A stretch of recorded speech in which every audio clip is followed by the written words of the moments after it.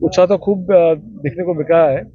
वैसे इन्होंने ही तय करा था और इन्होंने ही मुझे बताया कि हम रक्तदान शिविर पुनः रखना चाह रहे हैं और इनके ऊर्जा को देखा देख शेरगढ़ में भी रखा गया रक्तदान शिविर और बहुत प्रसन्नता की बात है कि दोनों जगह इतना सफल रहा, इतना उत्साह से, इतनी ऊर्जा से कार्यकर्ताओं ने सबको एकत्रित करा और इतनी अच्छी व्यवस्था करी दानदाताओं के लिए, जो भी दान दे रहे थे उनके लिए और जो भी सहयोगी है इसमें जिन्होंने सहयोग दिया सबके लिए बहुत अच्छी व्यवस्था करी है। इसलिए मैं सभी कार्यकर्ताओं के लिए बहुत धन्यवाद देता हूं और आभारी हूं पूरी परिवार की ओर से कि आपने ये शुभ कार्य करा है, शुभ अवसर पर इतना शुभ कार्य करा है।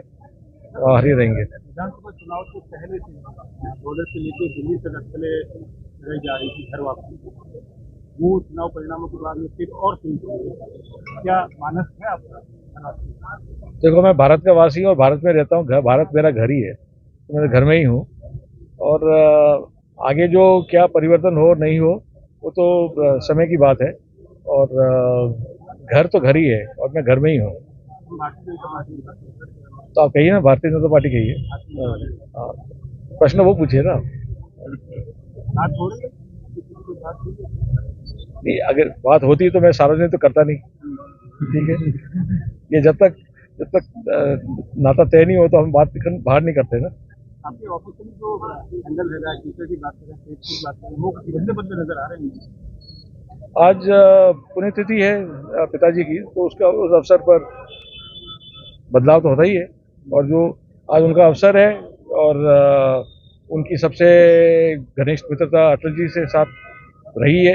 अब दोनों साथ दूसरे लोक में साथ हैं, तो उन दोनों को याद करा और अटल जी के परिवार को भी ये चित्र बेस्ट लगता है, सबसे सुंदर उनके जहन में भी ये चित्र सबसे सुंदर है। तो मैं सोचा कि आज इस अवसर पर दोनों को एक साथ याद करें और दृश्य अच्छा है, वो उसी को अपनाना चाहिए। तो पाकिस्तान के तो व्यक्ति के लिए थार एक्सप्रेस की शुरुआत की थी, वो हाल ही में बंद है, उसको चालू कराने के लिए आपके क्या प्रयास है? चालू कराने के लिए प्रयास तो सरकार के लेवल पर होगा, केंद्र सरकार की बात है, क्योंकि दोनों देशों के बीच में वार्ता होनी चाहिए और दोनों देशों के बीच में संबंध सुधरने चाहिए। तो जब तक चुनाव नहीं हो मैं समझता नहीं कि ये सुधरेंगे, वातावरण सुधरेगा और वातावरण सुधारना दोनों का काम है और प्रयास ये रहेगा कि दोनों से बातचीत करके वातावरण सुधरे, सबका भला होगा, आम जन का भला होगा उसमें। दोनों तरफ के लोग हैं, आरक्षण से बंद होने के बाद काफी अटारी होकर आना बहुत उनकी बढ़ रहा है। मेन कार्यक्रम तो वही है कि जो खर्चा बढ़ जाता है आने जाने का और उसके साथ साथ उसके ये जो आवागमन का रास्ता रुका है उसके साथ साथ वीज़ा जो प्रक्रिया है उसमें भी कठोरता बढ़ी है, तो वो संख्या भी कम हो गई है और उसको भी बढ़ाना है। वो बढ़ेगा जब ये ट्रेन बढ़ने लायक होगी ना, चलने लायक होगी।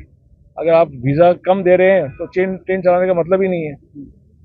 दोनों एक साथ काम होंगे। लोगों की जो भीड़ उम्र है इन सभी आयोजनों में क्योंकि सीधा जुड़ा होता रहता था आम जनता से, आम लोगों से और अपनी माया। तो ये वही उदाहरण है कि जिस प्रकार जिस भावना से संबंध तो दोनों तरीके से होते हैं ना, दोनों तरफ से होते हैं। तो वो भले आज इस लोक में नहीं है परंतु उनके साथ जो संबंध बने थे वो अटूट हैं और अटूट रहेंगे और जिस भावना से लोग आगे बढ़कर आए हैं, चाहे यहाँ हो चाहे शेरगढ़ हो, जो मैंने कार्यक्रम देखे हैं और वो भावना अभी भी है और रहेगी, मुझे इतना विश्वास है। स्वाभिमान की निश्चित जीत हुई है स्वाभिमान की और स्वाभिमान ये उत्साह, आधा उत्साह तो स्वाभिमान के कारण भी है। चुनाव परिणाम के बाद में भी स्वाभिमान जीत तो वहीं हुई ना। धन्यवाद।